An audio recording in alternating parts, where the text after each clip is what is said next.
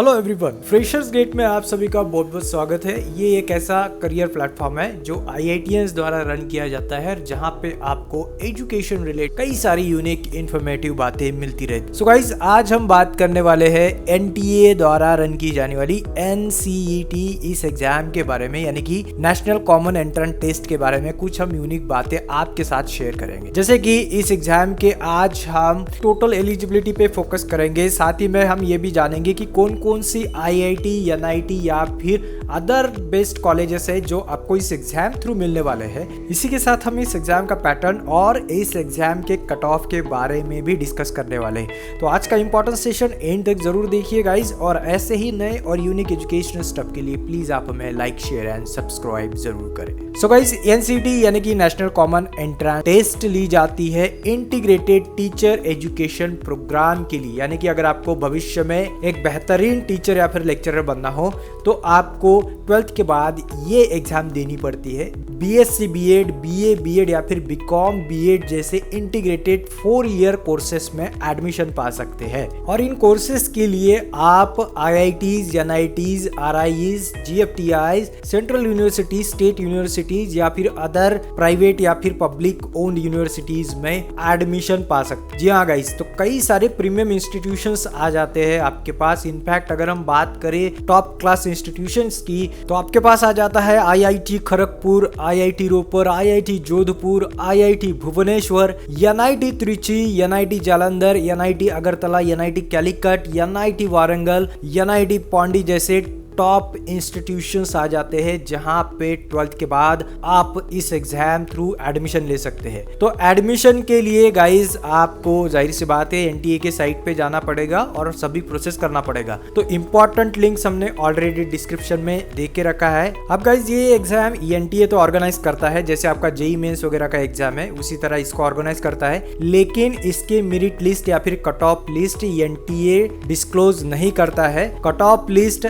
हर एक कॉलेज अपना अपना अलग अलग लिस्ट निकालता है। फॉर एग्जाम्पल, आपको IIT खड़गपुर में अप्लाई करना है तो IIT खड़गपुर का अलग से लिस्ट निकलेगा, NIT त्रिची का अलग से, और बाकी यूनिवर्सिटीज भी अपना अपना अलग से कट ऑफ लिस्ट निकलेगा, और हर यूनिवर्सिटी को आपको उनके वेबसाइट पे जाके अप्लाई करना है। अगर मान के चलो आपको NIT वारंगल चाहिए, IIT खड़गपुर चाहिए पर्टिकुलर कोर्स के लिए, तो आपको उसके वेबसाइट पे या फिर उस कॉलेज के वेबसाइट पे जाना पड़ेगा और अप्लाई करना पड़ेगा। तो ये कोर्स जैसे मैंने आपको कहा है 4 ईयर डुअल डिग्री कोर्स है। जनरली फेमस जो कोर्स है, इसमें सबसे ज़्यादा बच्चे BSc BEd के लिए अप्लाई करते हैं, और इस एग्ज़ाम की registration every year April month के आसपास स्टार्ट हो जाती है। तो आपको हमेशा ध्यान रखना है, आपके मोबाइल में भी अलर्ट्स लगा के रख दीजिए। NCET के अप्रैल मंथ में आपका अलर्ट बजना चाहिए मोबाइल में कि भाई आपको रजिस्ट्रेशन करना है इस एग्ज़ाम का। अब गाइज, हम थोड़ा सा एग्ज़ाम के ओवरव्यू को भी देख लेते हैं। तो सबसे पहले इसमें अगर हम एलिजिबिलिटी, तो बस आप 12th पास आउट होने चाहिए किसी भी स्ट्रीम से, ये इस एग्जाम का एलिजिबिलिटी क्राइटेरिया है। लेकिन अगर आपको एक अच्छा इंस्टीट्यूशन चाहिए, जैसे अगर मान के चलो आप फिर कोई भी IIT में अगर एडमिशन लेना हो, तो जाहिर सी बात है आपका 12th में PCM ग्रुप होना चाहिए, यानी कि फिजिक्स, केमिस्ट्री, मैथमेटिक्स होना ही चाहिए।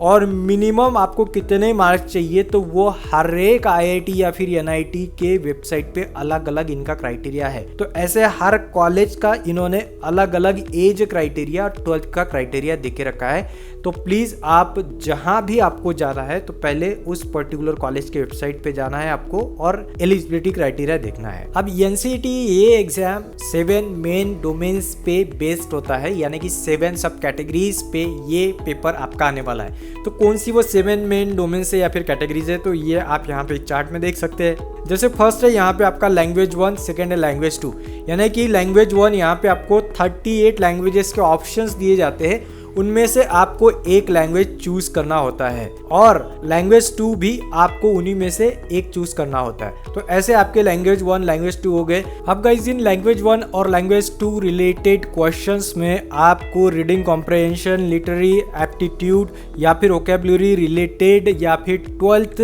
में जो आपके लैंग्वेज सब्जेक्ट रहे होंगे उसके रिलेटेड क्वेश्चंस पूछे जाते हैं। 23 क्वेश्चंस आएंगे, मिनिमम आपको 20 क्वेश्चन सॉल्व करने पड़ेंगे।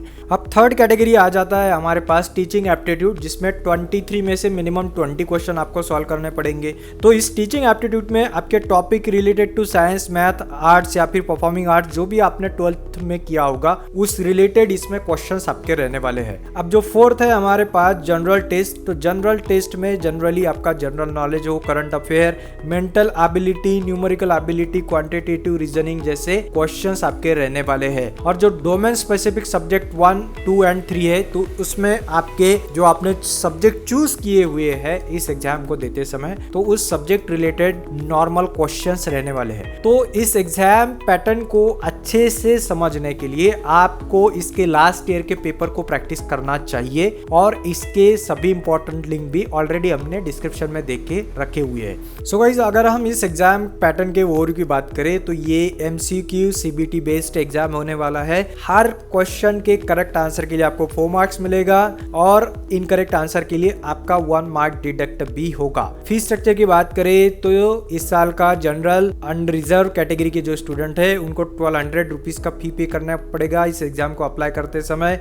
OBC NCL EWS वालों का 1000 रुपीज का फीस है, वहीं SC ST PWD या फिर थर्ड जेंडर वालों का 650 रुपीज का फी है। अब अगर हम कॉलेज फी की बात करें तो हर कॉलेज का अपना अलग अलग फी है इस कोर्स को लेके। फॉर एग्जाम्पल के लिए हमने यहाँ पे IIT भुवनेश्वर का चार्ट आपके सामने दिया है कि कितना फी आपको लगने वाला है। तो इस चार्ट को भी आप अच्छे से पॉज करके देख सकते हैं और आपको जो भी कॉलेज या फिर यूनिवर्सिटी में एडमिशन लेना हो तो बस आपको थोड़ा सा गूगल सर्च करना है और आपका इंटीग्रेटेड टीचर्स एजुकेशन प्रोग्राम का फीस स्ट्रक्चर आपके सामने होगा। अब वहीं कट ऑफ की बात करें गाइस तो सबसे हाई कट ऑफ यहाँ पे लगने वाले हैं वो है IIT खड़गपुर के, यानी कि अगर आप ओपन कैटेगरी से बिलोंग करते हैं तो यहाँ पे अगर आपका रैंक 70 के अंडर रहता है तो जाहिर सी बात है आपको IIT खड़गपुर मिलेगा। IIT रोपर और IIT जोधपुर के भी 100 के अंदर अगर आपके कट ऑफ है तो आपको ये मिलेगा। IIT भुवनेश्वर आपको 130 तक के भी मिल जाएगा।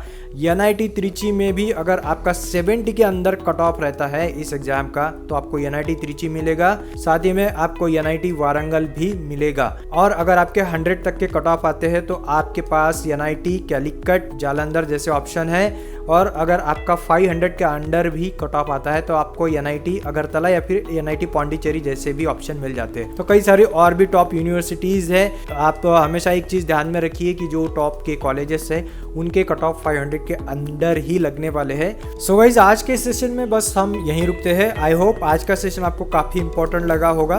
तो ऐसे ही नए और यूनिक एजुकेशनल सब के लिए प्लीज आप हमें लाइक, शेयर एंड सब्सक्राइब करना मत भूलिएगा। तो मिलते हैं अगली बार और एक नए और यूनिक एजुकेशनल स्टेप के साथ। Till then, have a great day, have a great time and thanks for watching guys.